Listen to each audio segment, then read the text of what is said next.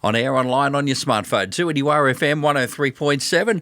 Let's have a look at some of the things that are happening in the world of the tech world. Our No Sweat Tech segment back for us. Verena Friends from Grandades, who firstly has been on a bit of a trip. You normally would have joined us on Monday, but you were just off gallivanting around.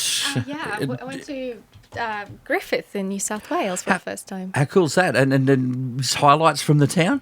Oh, great Italian food, great Indian food, and just really beautiful, super flat landscape. I haven't seen anything that flat around Australia. All right, so great Italian food, great Indian food. I'm just looking through my phone. I'm sure there was an invitation that I must have missed because I'm sorry. Maybe next time. Having said that, look, we're back into the tech world today, and something that we all do most weeks, and that's some form of either internet or phone banking. And let's start with the convenience side of that. I mean, there's always things are sort of coming and going, and with less bricks and mortar branches, less staff around. And that, I guess, is because the convenience of mobile and phone banking and internet banking now has made the net less of a need for it. That's right. But I think the ones that are using the online banking and phone banking, we know the benefits of it, but now they have become so convenient, those apps, that we use branches less. So more and more branches are closing, which forces people that aren't willing to swap quite yet to have to swap. So that's where that I've come across that a lot recently. A lot of more branches have been closing, and people I think people 80 plus have been quite reluctant to swap over, but they're kind of getting forced to do it as well. So I just wanted to talk about why it is actually not scary to do online banking. And let's be honest, whenever you've thought, I'm not going to do that, I'm not going to deal with that, and you don't have to do it, then all of a sudden you have to. It's sort of really thrown in front of you. Because I know that the seniors are a world that you deal a lot with, and with people that that you deal with on a weekly basis are most sort of like still fearful might be the wrong word, but like, I don't know if I'm going to be able to do this. Yes, reluctancy. Okay. Yeah. Security. Now, this is another thing that I know in the past a lot of folks are like, I don't want to do anything on the internet because it's all unsecure and it's the big Wild West. That's probably not always the case today. No, it actually absolutely isn't. There's reasons why using your phone banking is actually safer than using your card for payments nowadays. So I might jump into that quickly before Please. I go through the benefits of online banking. So if you have set up phone banking, you have the app of your bank on your phone, you can then add your cards to something like Apple Pay or Google Pay. And instead of working your card out and tapping it on the machine in the shop, you do that with your phone instead. And that uses a technology called NFC, which means near field communication.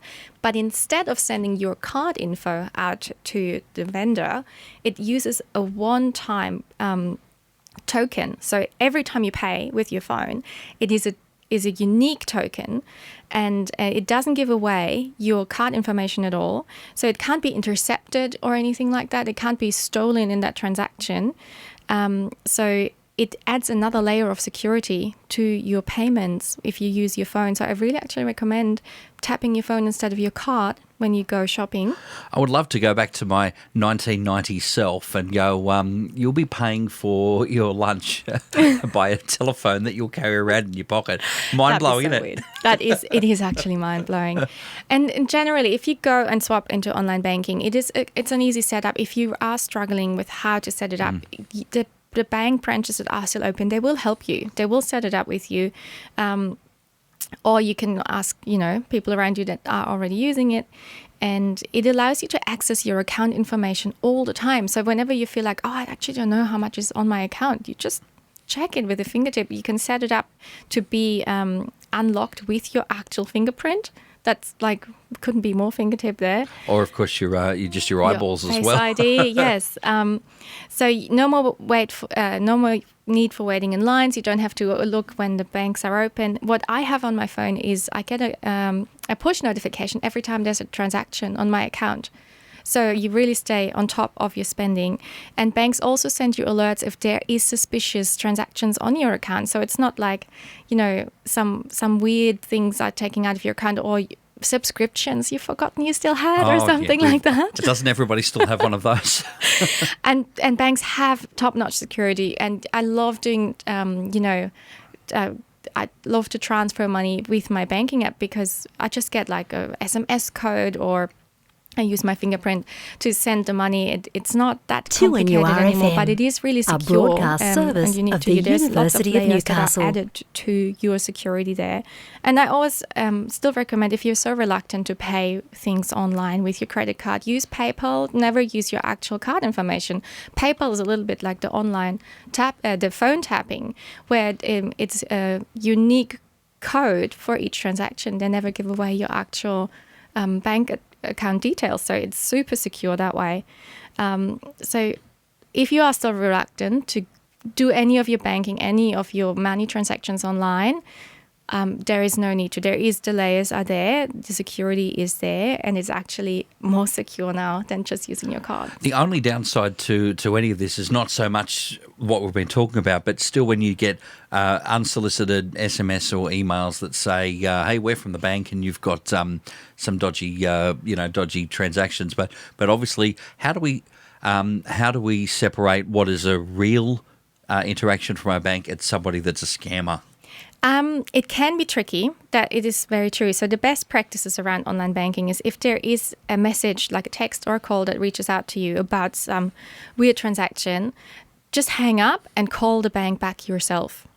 And that way, like, just don't trust no one, really. Yeah. It is suspicious if someone reaches out to you about bank details.